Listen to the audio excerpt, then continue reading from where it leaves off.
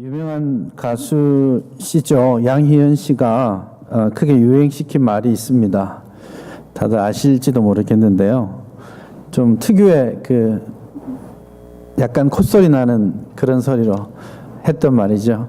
너 이름이 뭐니? 이렇게.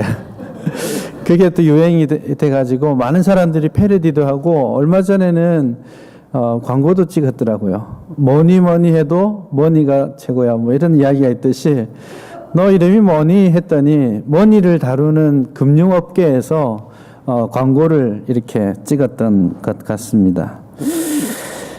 보통 낯선 사람을 소개를 받거나 만나게 되면 우리는 이제 이름이 뭐냐? 통성명을 먼저 하죠. 그렇게 해서 서로 소개를 하기도 하고 하죠. 한때는 기억력이 좀 좋았던 것 같습니다. 그래서 예전에는 한번 들으면 잘 안 잊어버리고 또 핸드폰 안 쓰던 시절에는 여러분도 아마 그러셨을 것 같은데 웬만한 사람들의 전화번호 이런 것들은 그냥 다 외워서 그렇게 지냈었는데 요즘은 뭐 굉장히 절친 전화번호도 사실은 물어보면 몰라요. 그냥 이름 이렇게 설치해가지고 탁 누르면 전화가 되니까 정말 친한 사람인데도 막 일주일에 몇 번씩 통화해도 전화번호를 모르는 그런 상황이 되곤 합니다. 이제 시간이 지나서 점점 까먹어지는 것 같은데 이 이름도 생각이 잘 안 날 때가 많습니다. 목사인데 한 번, 두 번 만나면 딱 알아먹어야 될 거 아닙니까? 그런데 이게 현실적으로 두 번, 세 번 만나서 이름을 물어놓고 딱 생각이 납니다. 지난번에 물었었다라는 생각이 언뜻 들기 시작하는 거죠. 그래서 두 번, 세 번 이름을 듣고 나면 그 다음에 또 만났을 때 이름이 생각이 안 납니다. 그럴 때 제일 좋은 방법이 뭐냐면 안 부르는 거죠. 아는 척 하면서 이름을 부르지 않고 아주 능수능란하게 대화를 이어가고 헤어지곤 합니다. 아는 사이에서는 이름을 묻는 것이 예의가 아닌 것 같아요. 우리 문화에서는 모르는 사람한테는 이름이 뭔가 이렇게 묻겠지만 알고 나면 묻지 않는 것이 통례입니다. 그런 의미에서 오늘 하나님께서 야곱에게 너 이름이 뭐니? 이렇게 물으시는 것은 대단히 특별한 독특한 장면입니다. 이런 경우들이 몇 번 나오는데 하나님이시라면 묻지 않아야 될 질문들을 꽤 여러 번 성경에서 하시죠. 아담이 범죄하여 숨었을 때에 하나님께서 아담을 찾으시죠. 아담아, 네가 어디 있느냐 질문하셨습니다. 몰라서 물으셨을까요? 알고 계신데 질문하신 것이죠. 그래서 이건 대답을 듣고자 하는 대답이 그냥 질문 자체에서 어디 있니? 저 여기 있어요 라고 말하는 무언가를 듣고 싶은 것이 아닙니다. 너가 무슨 일을 했니? 라고 질문했을 때 그가 선과 악의 지식의 나무의 열매를 먹었다라고 고백하는 그 사실 자체를 몰라서 물으신 것이 아니겠죠. 그것은 하나님이 사람을 찾으시고 사람에게 어떤 질문을 던지실 때에 그것은 또 다른 의도를 가지고 계신 것입니다. 가인에게 하나님께서 질문하십니다. 내 아우 아벨이 어디 있느냐? 이렇게 질문하셨죠. 그것은 아벨 어디 있는지 잘 모르겠는데 너가 좀 알려줄 수 없니? 라고 질문하시는 것이 아니죠. 다른 특별한 무언가가 있는 것입니다. 하나님이 야곱을 만나시고 그 야곱에게 결정적인 순간에 너 이름이 뭐니? 라고 물으신 것은 단순한 이름에 대한 그냥 야곱이라는 이름을 알고자 함이 아니었다라는 것은 명백합니다. 이 결정적인 순간에 야곱에게서 하나님께서 듣고 싶으셨던 말씀이 무엇이었을까요? 야곱의 인생을 가만히 보면 참 우리나라 말로 치자면 참 기구한 인생을 살았습니다. 평생을. 여러분 야곱의 이야기 전체 창세기에서 야곱의 이야기가 길게 나오는데 야곱 이야기를 관통하는 단 하나의 단어가 있다라고 말하면 그게 뭐냐면 축복입니다. 그는 평생 뱃속에서부터 복을 갈구하면서 축복을 받기 위해서 그것을 누리기 위해서 평생 달려왔던 그런 사람입니다. 그런데 야곱의 일생은 대단히 우리가 생각하는 그런 축복을 누리는 삶이라기보다는 평생 복을 갈구했지만 그의 삶 자체는 대단히 고달프고 어려운 시간들을 많이 보내야만 했던 것입니다. 창세기 28장에 아주 절체절명의 위기의 순간이 왔습니다. 27장에서 형에게 돌아갈 복을 가로챘죠. 그리고 나서 하나님의 복을 이제 아버지의 복을 받았으니까 잘 돼야 될 텐데 그 다음날 아침에 도망자의 신세가 되고 말았죠. 그 아침에 도망을 쳐서 밤에 베델이라는 곳까지 달려갔습니다. 약 80km 정도 돼요. 얼마나 달렸는지 아시겠죠? 그래서 어떤 사람은 한 2, 3일 걸려서 갔을 거야 라고 생각하기도 하지만 본문의 뉘앙스는 그가 걸음아 날 살려라 하고 도망쳤다는 뜻입니다. 그런 뉘앙스를 전달하고 있습니다. 그리고 깜깜한 밤이 되어서 아무도 없고 어쩌면 없는 것이 다행일지도 몰라요. 깜깜한 밤에 제일 무서운 게 뭐예요? 사람이죠. 아무도 없는 게 차라리 다행일지도 모를 그 밤에 땀으로 푹 젖어서 피곤한 그 몸을 돌바닥 위에 눕혀서 하늘을 보면서 짐승들의 울음소리를 들으면서 지금 내가 잠들면 일어날 수 있을까? 자다가 낯선 짐승이 와서 날 죽이지는 않을까? 그런 깊은 두려움과 외로움을 경험했을 겁니다. 그때 하나님께서 내려오시죠. 그리고 야곱에게 말씀해 주셨습니다. 아주 그 20년 전에 그 도망치던 그에게 20년의 삶을 이겨낼 수 있는 힘을 하나님께서 주셨죠. 약속하셨고 너 반드시 돌아오게 될 거야 라고 말씀해 주셨습니다. 20년이 지났습니다.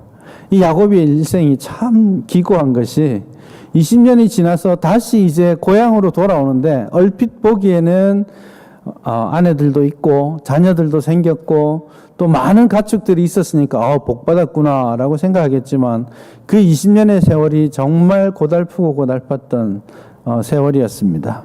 자기 삼촌에게 10번 이상 속임을 당했던 사기를 당하면서 살아야 했고 속아서 결혼도 여러 번 하게 되었고 일 갔다가 집에 들어오면 여보 수고 많았죠. 된장국 끓여놨어요. 이런 상황이 되면 좋을 텐데 여자들이 와서 오늘은 내 방에 오늘은 네 방에 이러면서 막 서로 끌어당기고 싸우고 집안이 아닌 거예요.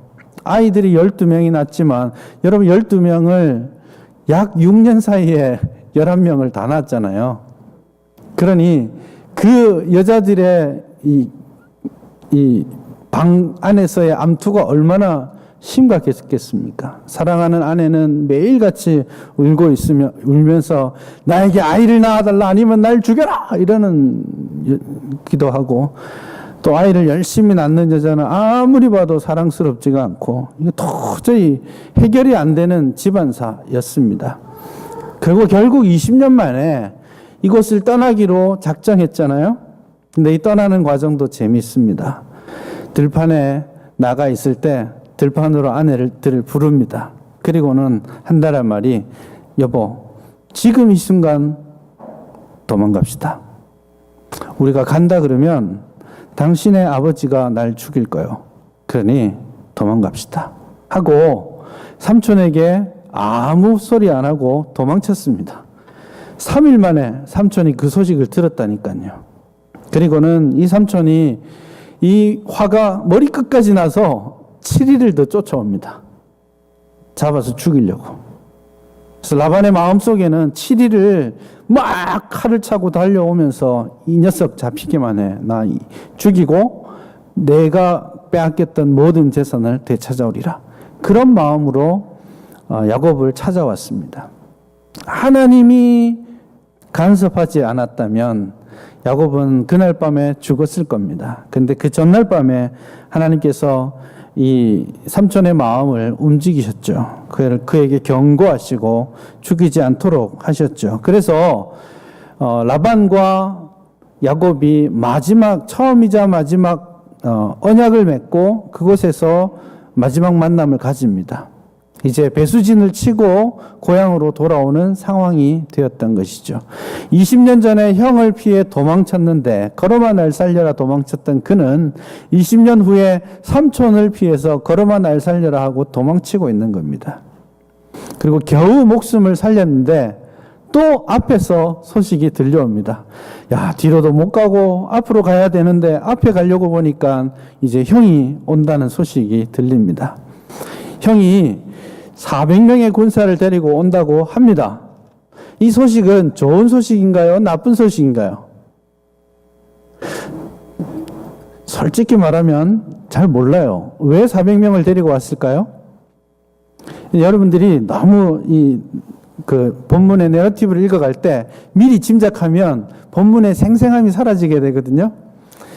딱 400명 보고 앞에 이제 첫 구별을 보낸 거 아니에요. 이제 안내를 할 사람을 보냈다가 400명 보고 그러면 이 종이 인사를 드리고 혹은 왜 왔는지 파악을 해서 와야 되는데 헉 보고 그냥 뛰어와서 야곱에게 보고를 한 것이죠. 400명이 오고 있습니다. 그러니 야곱도 상황을 제대로 파악하지 않고 필시 날 죽이려고 오는 것이다. 아마 상식적으로는 그랬을 수 있겠습니다. 그렇죠?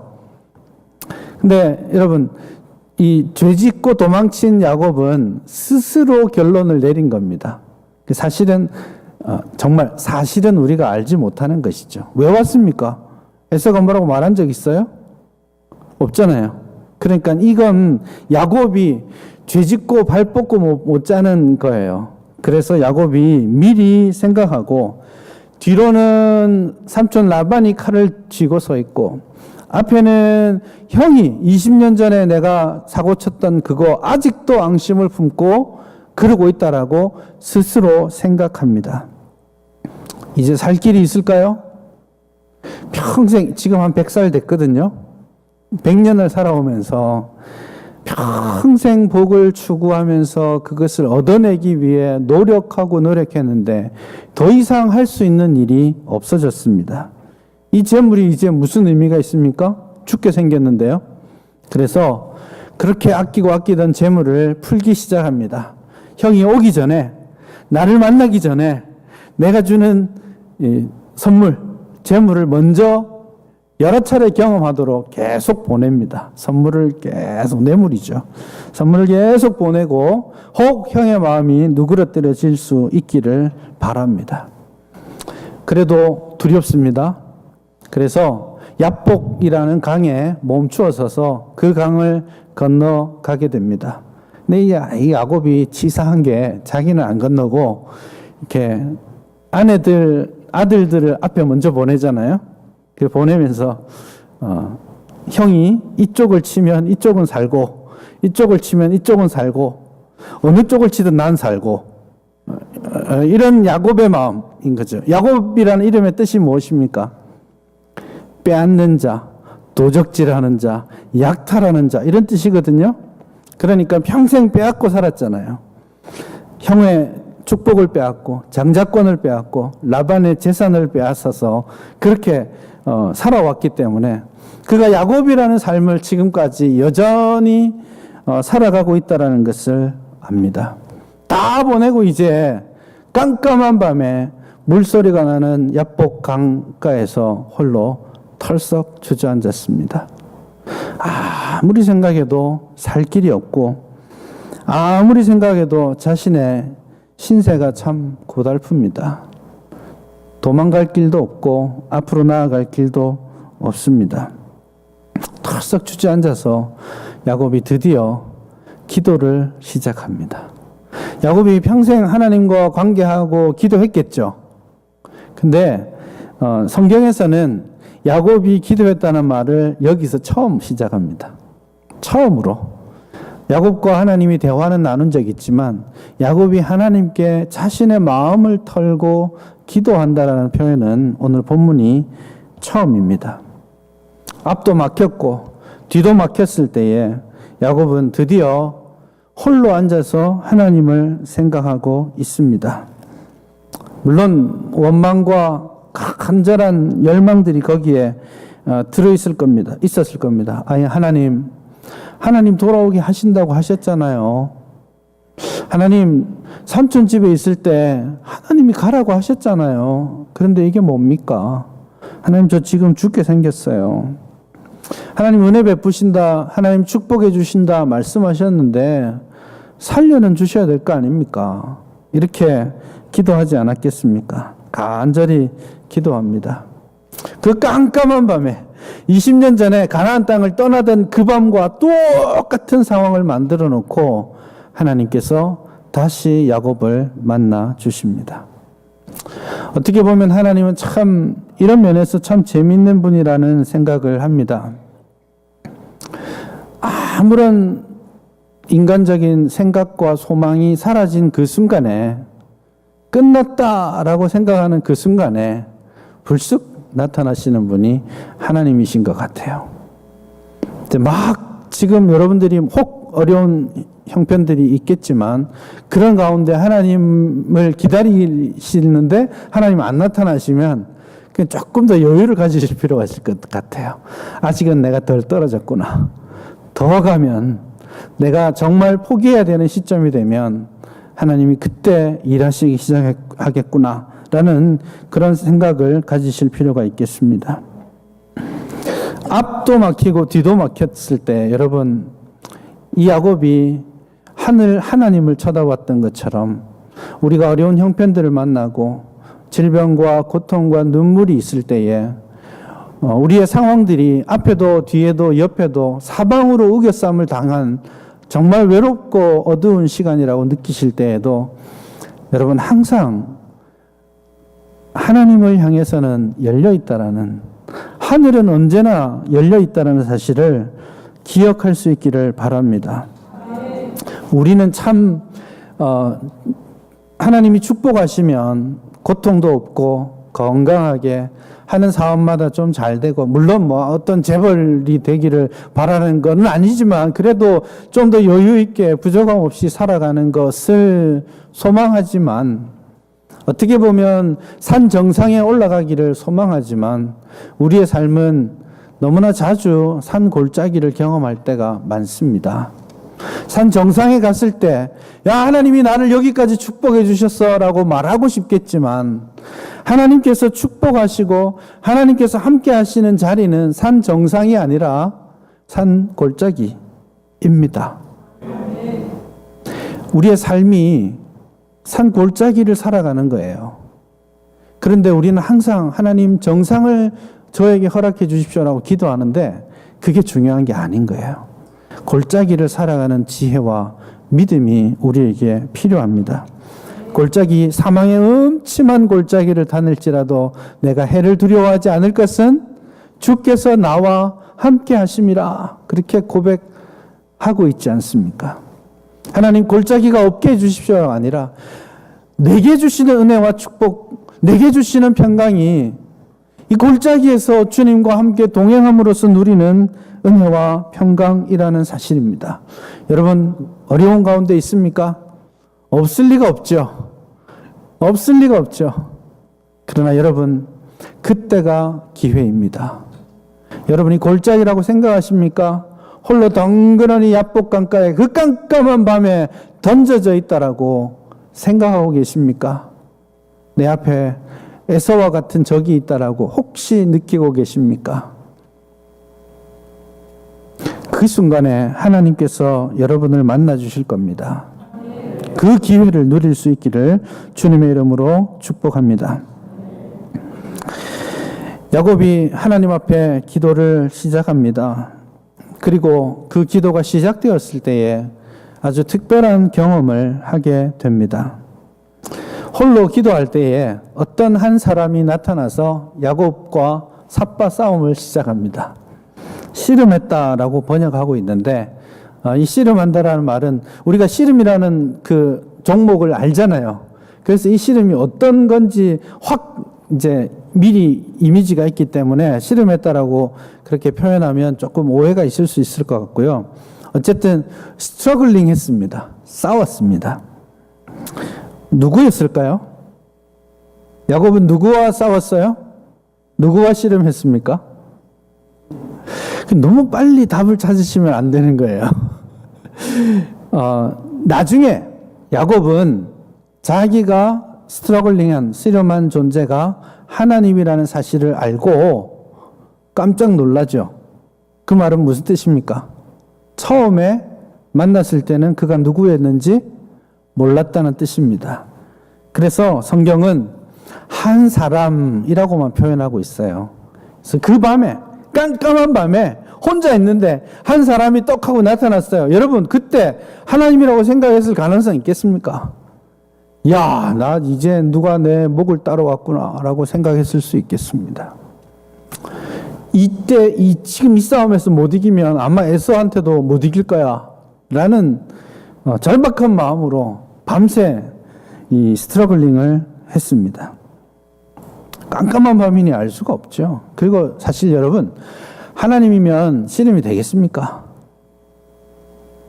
하나님이 진짜 밤새 씨름했는데 야곱을 못 이겼어요. 하나님이 혀를 내두르면서 야, 너 힘 좋다 이렇게 말씀해 주실까요?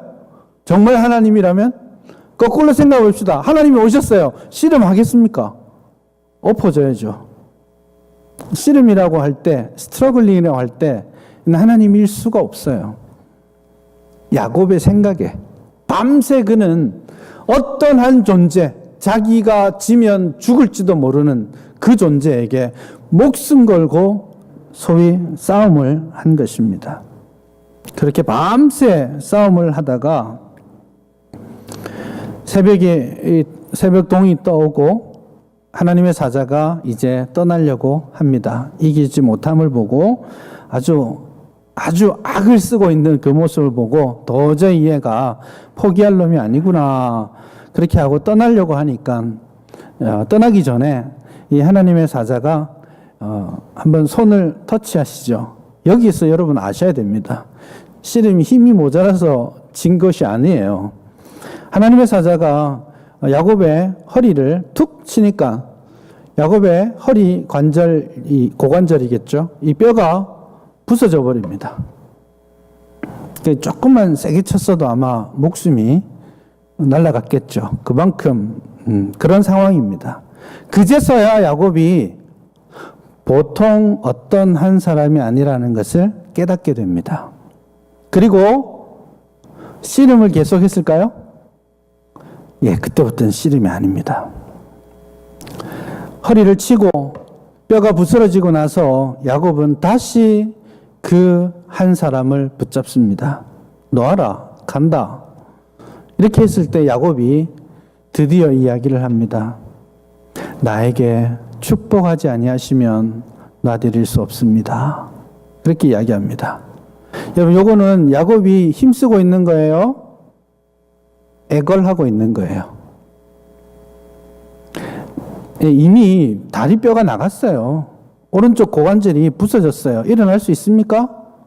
씨름, 여러분, 제가 얼마 전에 몸이 자꾸 불어서 운동 엑스포츠에 가서 저에게 맞는 운동을 좀 소개해 주십시오 했더니 그 사람이 모든 운동의 기본은 다리의 힘이다. 이렇게 이야기를 하고는 저보고 1시간 동안 이 스쿼드랑 런지랑 이런 걸 계속 시켰어요. 그리고 제가 그 엑스포츠 바닥에 쓰러졌죠. 모든 운동의 기본은 다리에 있는데 다리뼈가 나갔어요. 이 어떻게 씨름과 싸움이 되겠습니까? 제가 느끼는 것은요, 지금까지는 싸웠는데 다리뼈가 부러지고 나서 그가 보통 한 사람이 아니라 하나님이라는 사실을 직감하고 나서 야곱은 우리나라 말로 치면 하나님의 바짓가랑이를 붙잡은 겁니다. 그리고 그는 야곱스럽게 축복해달라고 말합니다. 도대체 이게 뭐예요? 여러분, 축복이 뭔가요? 야곱이 지금 받고 싶은 축복이 뭐예요? 지금 이 시간에 이제 몸도 다 망가지고 앞에서 오는 형은 그냥 오고 있고 내일이면 만날 텐데 도대체 그가 원하는 축복은 뭐예요? 재산 많아지게 해달라는 건가요? 다리 좀 고쳐달라는 거예요? 아니면 형을 이길 수 있는 군대라도 보내달라는 말입니까? 야곱이 원했던 축복이 무엇인지는 우리는 잘 알 수 없지만 하나님이 여기서 주시고자 했던 축복의 본질은 알 수 있게 됩니다. 복을 달라는데 하나님께서 대뜸 물으십니다. 너 이름이 뭐니? 너의 이름이 무엇이냐? 라고 하나님께서 질문하십니다. 그랬을 때 야곱이 네, 저는 야곱입니다. 라고 말하죠. 이것은 하나님이 몰라서 물은 것도 아니고 야곱도 이분이 하나님이시라면 내 이름을 몰라서 질문한 게 아니잖아요. 그렇기 때문에 지금 너의 이름이 무엇이냐? 제 이름은 야곱입니다. 라는 말 속에는 또 다른 숨겨진 무언가가 들어있는 것입니다. 사실 지금까지 100년 동안 야곱이 살아왔던 삶은 자기 이름에 걸려 있었습니다. 야곱이라는 삶이었죠. 그래서 여러분, 형이 축복을 빼앗기고 나서 아버지한테 울고불고 하면서 창세기 27장에서 하는 말이 있습니다. 울면서 아버지, 제 이름이 야곱이 아닙니까? 괜히 제가 야곱이에요. 맨날 내 거 다 빼앗아갔어요. 이 축복이 처음이 아니에요. 지난번엔 장자권도 빼앗아갔어요. 라고 이야기합니다. 저 녀석 야곱인데 딱 이름대로 야곱처럼 살고 있지 않습니까? 라고 말하는 것이죠. 예, 제가 야곱입니다. 라고 말하는 것에는 제 이름이 남들이 저를 야곱이라고 불러요. 라고 대답하는 것이 아니라 네, 제가 야곱입니다. 하나님의 복을 갈구했지만 하나님의 때를 기다리지 못하고 내가 그것을 쟁취해내고자 노력하였던 야곱입니다.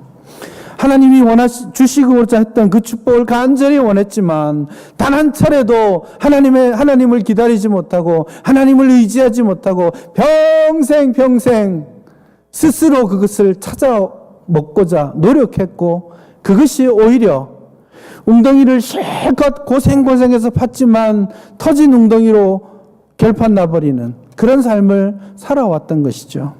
그래서 하나님이 너의 이름이 무엇이냐라고 질문하셨을 때 너 자신을 너가 인정하고 고백할 수 있느냐라고 묻는 것과 같은 것입니다. 지금 다 버려야 하는 순간인데 야곱이 밤새워 가면서 가지고 있었던 마지막 하나, 그것이 바로 야곱 자기 자신입니다.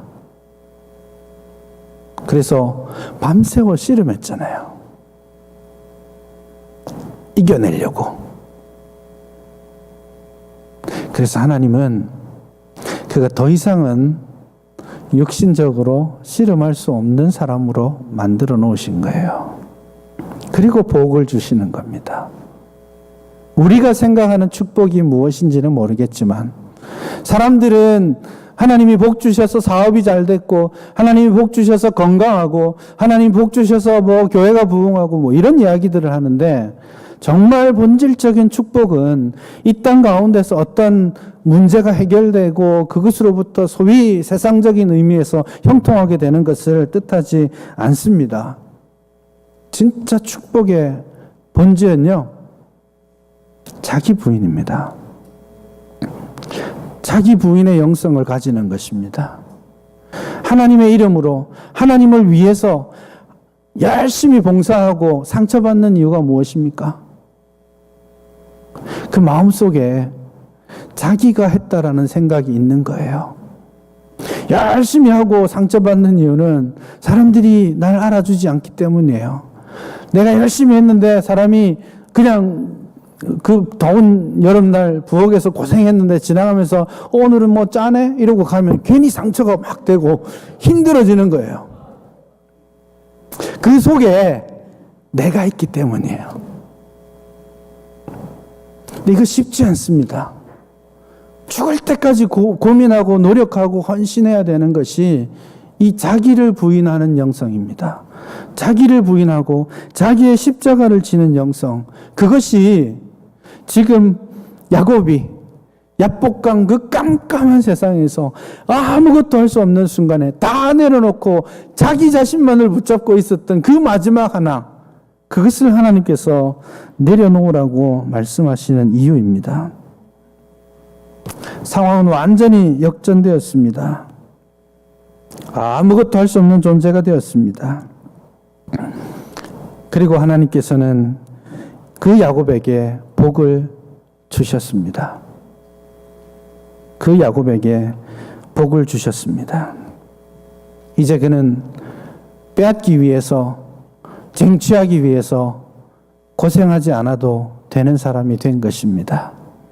이제 그는 사람들과 씨름할 필요가 없게 되었습니다. 야곱이 아니고 에서가, 형이 앞에서 오지만 이제 그 형 에서가 두려운 존재가 된 것이 아닙니다. 왜냐? 하나님을 대면하고도 살았으니까요. 브니엘의 하나님을 만났으니까요. 그럼 이제 형이 칼을 들고 쫙 앞에 오면 도망칠 수도 없습니다. 다리뼈가 나갔잖아요. 그 다음날 무슨 재주가 있어서 그가 목숨을 부지하겠습니까?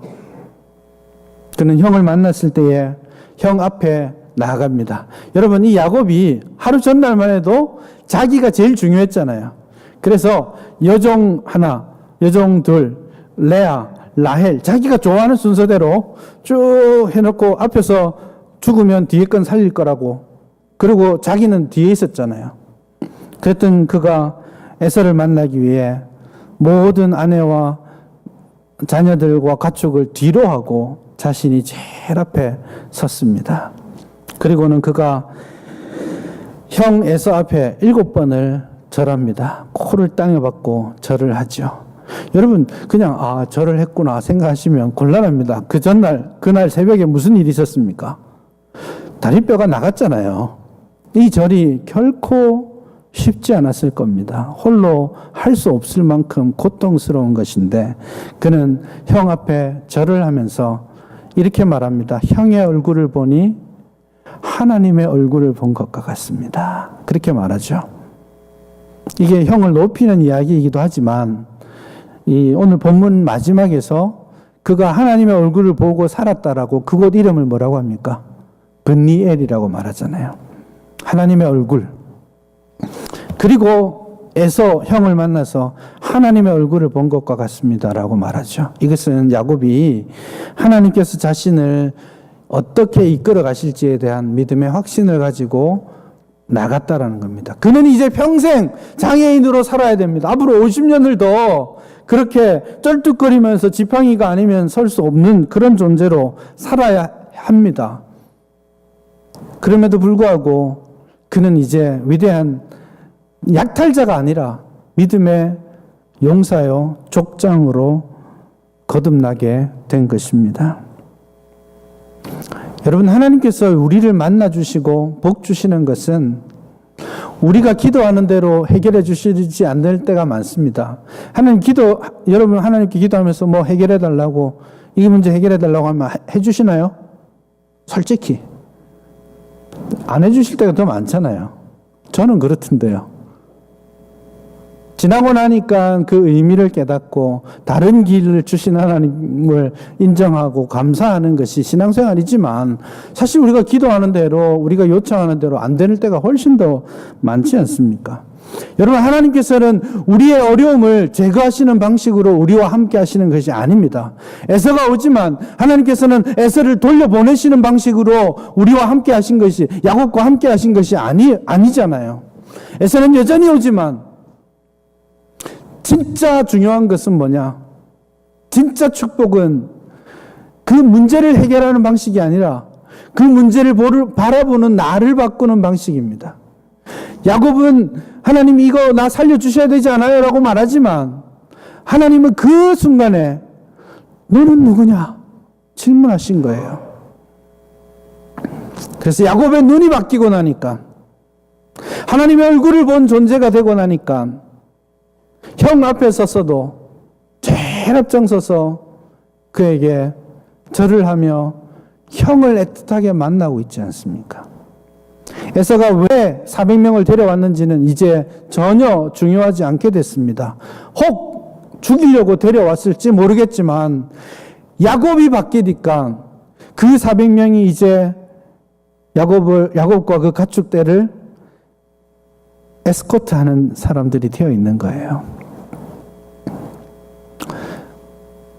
하나님께서 여러분의 원함을 해결해 주시기를 기도하지 마시고 하나님께서 여러분을 바꾸셔서 여러분이 이 땅에서 원하는 것들로부터 자유롭게 되기를 기도할 수 있기를 바랍니다.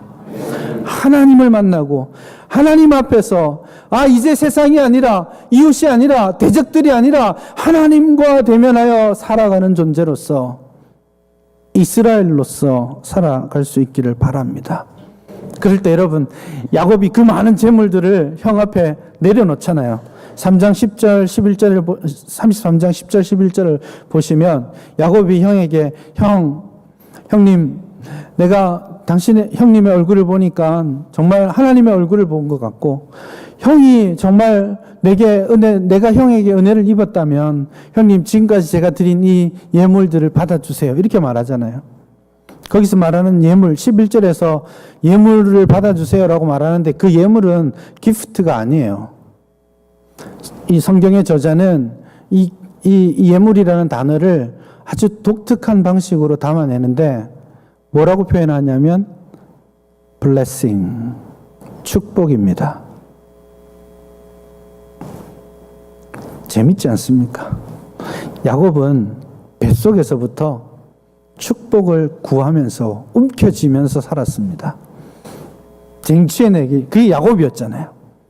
근데 그가 하나님을 만나고 하나님을 의지하면서 살아갈 수 있는 존재가 되고 나니 이제 그 움켜쥐었던 것을 놓기 시작합니다.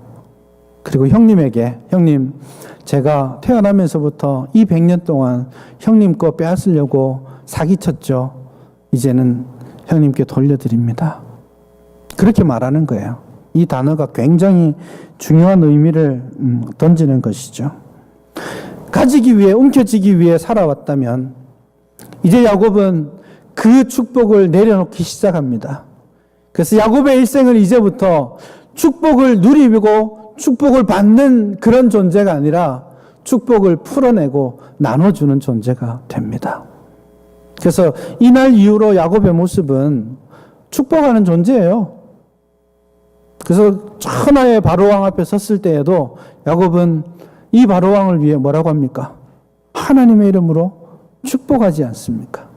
자녀들을 향해 미래를 생각하며 축복하지 않습니까?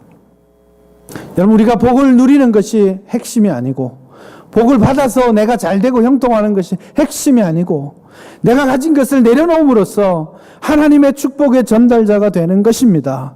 우리를 내가 지시할 땅으로 가라라고 해서 하나님께서 우리를 이 세상으로부터 불러내셨다면 이제 우리를 또한 이 세상으로 보내시면서 너로 말미암아 땅의 모든 민족이 복을 얻어야 한다. 그것이 우리가 축복을 누리는 삶인 것이에요. 우리의 축복은 가지는 것이 아니라 풀어내고 하나님 내게 주신 은혜로 하나님이 나를 불러주신 그 축복을 이제 세상을 향해 이웃을 향해 풀어내며 복의 전달자가 되는 것입니다. 그것이 야곱이 지금 이 인생의 가장 어둡고 깜깜한 이 밤에 하나님을 통해 깨닫게 된 하나님의 복인 것입니다. 야곱이 힘겹게 그 새벽에 일어났겠죠.